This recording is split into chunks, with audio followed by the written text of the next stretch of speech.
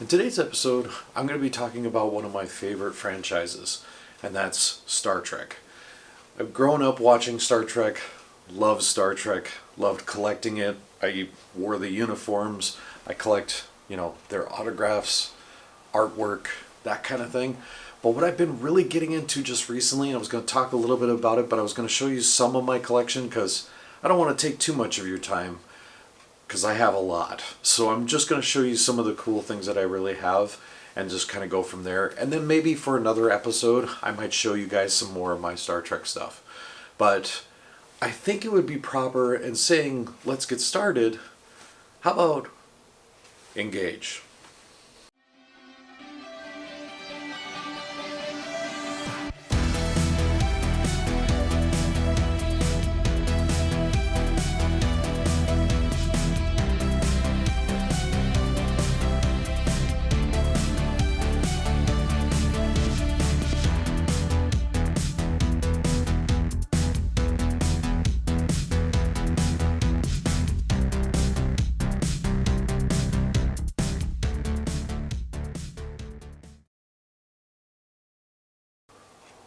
Hey guys, Rob here. How's it going? So, if you saw in the opening trailer, of course, talking about Star Trek, which is one of my favorite franchises that I grew up watching and enjoying. In fact, my mom introduced me to the original series, and then after that it was just episodes after episodes after episodes. But it's really cool because over the years, I really just loved it because of the sci-fi fantasy part of it, started wearing the costumes with the pins and all that stuff. And when I got into the autographs though, it was really cool because my very first autograph I ever got was William Shatner. And it was one of those moments that I can't tell people enough the most amazing things that are happening of meeting this icon who was Captain James T. Kirk. But not to get into really the autograph part of it because, of course, you guys know I do collect autographs. Just like over here in the corner, I have the original series cast, pretty much signed by everybody except for two characters. Two characters, unfortunately, who had passed away before I could get their autographs. One of them was D. Force Kelly, who played Leonard McCoy. And then, of course, also James Doohan, who played Scotty. Now, I have actually met James Doohan, and I just never got a chance to get his autograph because at the time when I met him, wasn't really big into autographs. But that's just one of those things. I missed the opportunity, But yeah, it's got like the USS Prometheus up here from the episode of Star Trek Voyager. And then, of course, I got the Enterprise E sitting behind me from First Contact. And this is actually really cool because it's broken down. Like you can actually see little things inside the ship. But that's not really what I want to talk about today. I really have two things I want to talk about. One, it's some of the things that I collect when it comes to Star Trek. Now, I've collected a lot of things. So I was going to show you guys some of the things I collect, including some of the pins that I collect. You can see I'm wearing one of the uniform jackets. But I was going to show you some of the stuff because I have a lot of Star Trek stuff when it comes to like pictures, autographs, that kind of thing. But it's the smaller stuff, that I wanted to show you guys.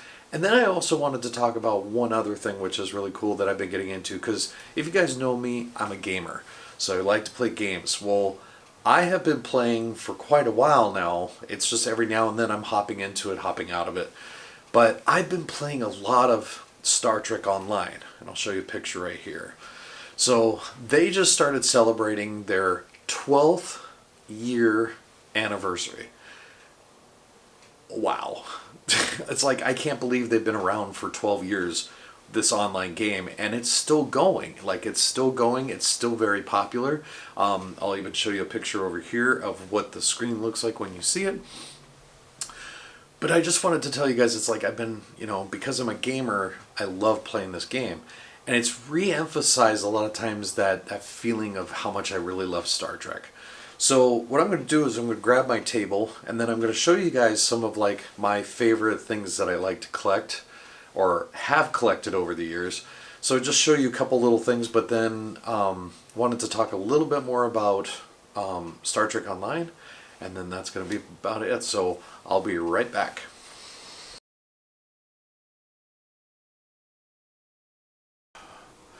Okay guys, so I'm back now. Kind of flipped around a little bit here so that so I don't have my Star Trek stuff behind me. Now I have my other stuff.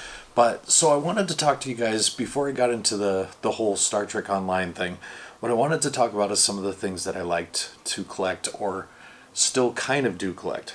So I know things started out like, like for example, like I started with some of the old toys, like some of the toys.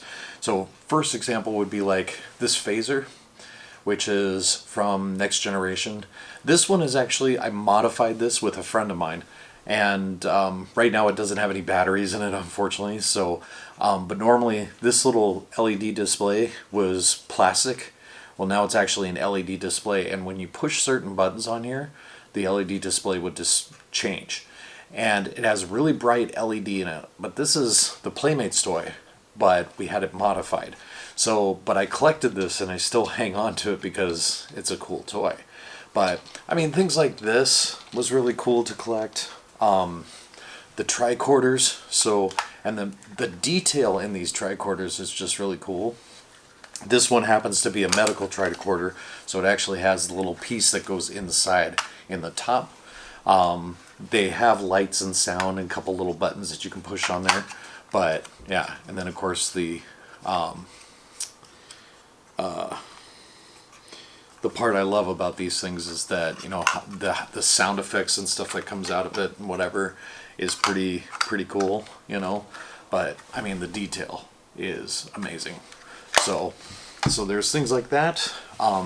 This one I think is really funny because when people see it, they don't know what it is. But if you've ever seen The Next Generation, this is like the computer that they have sitting on their desks in their like offices and stuff. But this actually, it's really funny because it's a bank. And when I say that, you kind of go, what? Well, there's a little coin slot right here, and you put your coins in there, and what happens is something will show up on this screen. And you'll see like Riker, or you'll see Data talking, or it will go into red alert. But there's also like a little button right there that looks like the communicator pin, basically. But when you push that, you can actually activate the sounds as well. But here's the thing when it comes to collecting things. Now this sucker is super rare, I mean, I would know a lot of people that would want this thing. This thing is fully functional, it works and everything like that. The only problem is I took the batteries out of it. One thing about collecting this kind of stuff is you want to play with it and have fun with it like a toy. The only bad thing is if you leave the batteries in it, batteries will corrode the insides of these things. And this thing is cool because, well, it's kind of funny because it takes batteries here, but it takes also batteries in the bottom as well. So it's like, I think it's like C batteries here and AAA batteries here. So it takes a lot of batteries to run this thing. So it's almost like you don't want to keep running it all the time.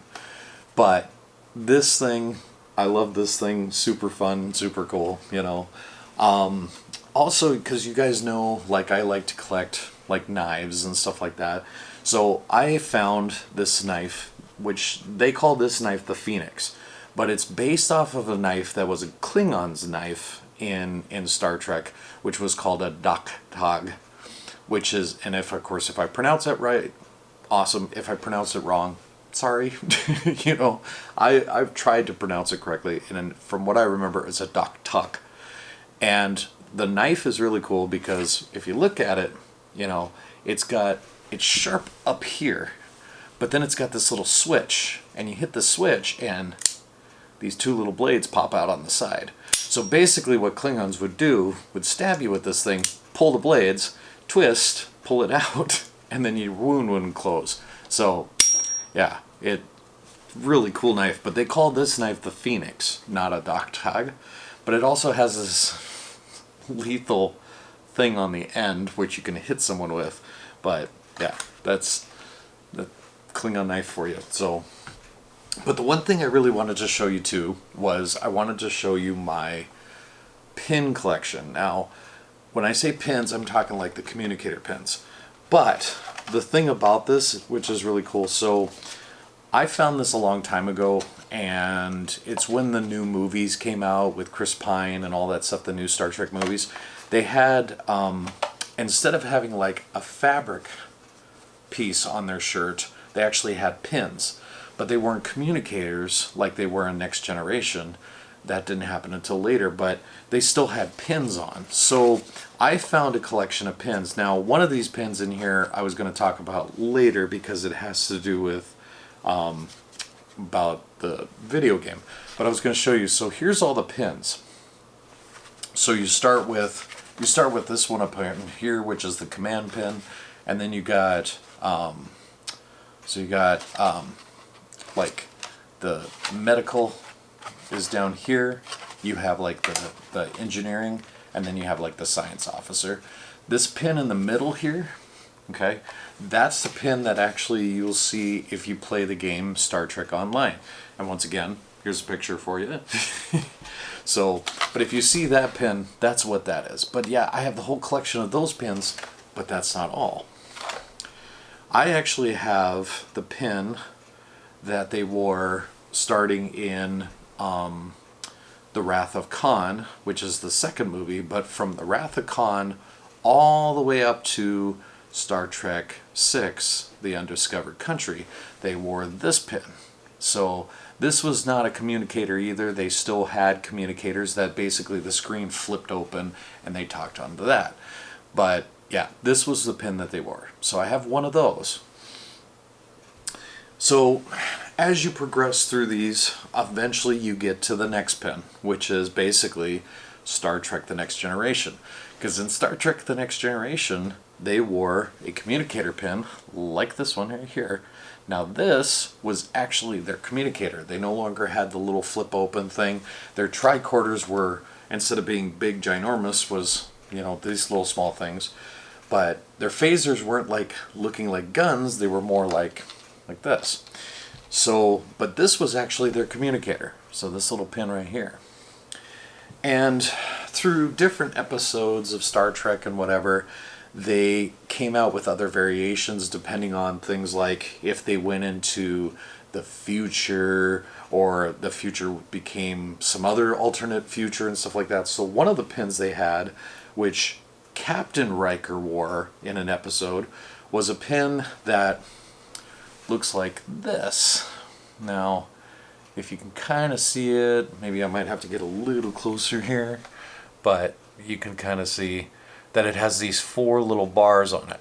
Well, that was, instead of wearing the 4 pins on their neck, they put it on the actual thing. Now, here's the weird thing though, is that even though they had the 4 pins here on the side, they still put the 4 pins here.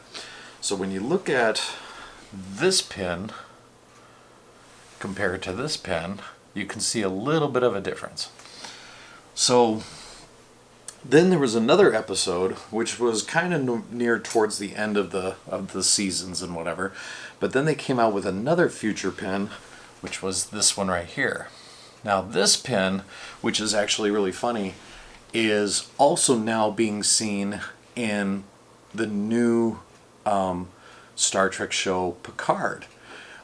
They are actually wearing pins that are similar to this, but just in a different color. But yeah, so if you see that, yeah. So, but that's really cool. And then of course, later on in the movies and stuff like that, they changed over to the new pin, which was this one here, which I know you probably can't see, but I will bring another version of that up here. So there's this one, which is what they were wearing just recently. So you go from this one here to this one here. So, yeah. So, but yeah, that was really cool when they started doing that. So then other than that, yeah, so then I've been playing Star Trek Online, and my ship that I actually use is the Prometheus version, which is this one right here. And right now I'm flying that ship, which actually is really cool because it has the multi-vector assault mode, which breaks it up into 3 pieces. And the ship to me is just super cool and super fun. But I've just been really getting back into Star Trek again, and it's really cool. And when I saw all my stuff, I started getting that feeling again. So, but that's the thing about collecting and some of these shows and stuff like that. They spark those interests all the time, and when you start watching the shows again, you start getting that feeling again. So, but anyway, I just wanted to share that with you for you guys, and I hope you liked it. As I said, I was going to try to keep this short because I don't really want to show you everything because it just take too long and I don't want you guys getting bored. So, but hopefully you like this. If you did like this episode, hit that like button for me. But if you also do like my content, hit that subscribe button for me as well, because that also does help. And maybe down the road, I might talk a little bit more about Star Trek and a couple of things, especially with these new shows coming out. And definitely I'll show you some more of my stuff when it comes to Star Trek, especially, even some of my autographs, because I still got more autographs from Star Trek people as well. So anyways, thank you so much for watching, guys. I really appreciate it. You guys hang in there. Keep enjoying what you're doing. Keep enjoying collecting, all of that stuff. And I will see you guys next time. Bye.